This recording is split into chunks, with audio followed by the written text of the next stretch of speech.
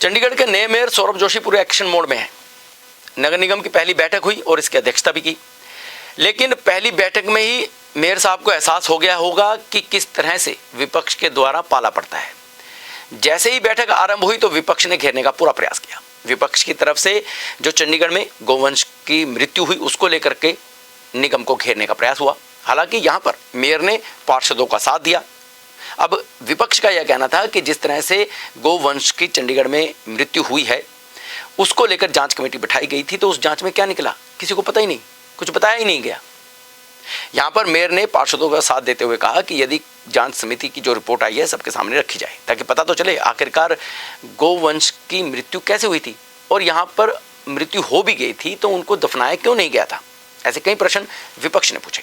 इसके साथ ही विपक्ष के द्वारा मौली जागरा में इस समय जो गंदला पानी आ रहा है उसका मुद्दा भी उठाया गया।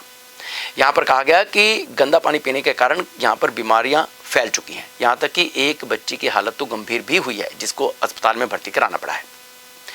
यहाँ पर पार्षदों ने यह भी आरोप लगाया कि निगम के अधिकारी हैं, जेई हैं, एक्सीएन हैं, वे फोन ही नहीं उठाते। यहाँ पर तुरंत मोर्चा संभाला नगर निगम के जो कमिश्नर हैं अमित कुमार ने। उन्होंने दो टूक शब्दों में कहा कि आप तुरंत बताइए कि कौन सा अफसर फोन नहीं उठा रहा है या किस अफसर का फोन बंद जा रहा है, तुरंत कार्रवाई होगी। जैसे ही उन्हें पता चला कि किस अफसर ने फोन नहीं उठाया था तो उसे सस्पेंड करने के ऑर्डर भी जारी करने की बात उन्होंने कह दी।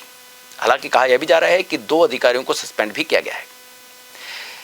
यहां पर भी जब शांति नहीं पड़ी तो तुरंत विपक्ष ने डड्डू माजरा का जो डंपिंग ग्राउंड है उसका मुद्दा उठाया। उन्होंने कहा कि इतने साल हो गए हैं भैया, क्या कर रहे हो। कहा गया था कि 2 महीनों में यहां से सारा जो कूड़े का पहाड़ है वह हट जाएगा, लेकिन ऐसा कुछ हुआ तो नहीं।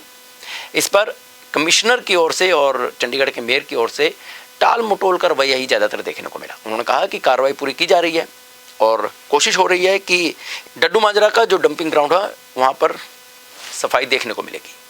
अब इसमें कितनी कामयाबी मिलेगी यह तो समय ही बताएगा, लेकिन इस पहली बैठक से मेयर साहब को भी यह क्लियर हो गया है कि विपक्ष से पाला पड़ा है और विपक्ष पूरी तैयारी के साथ मीटिंग्स में आ रहा है।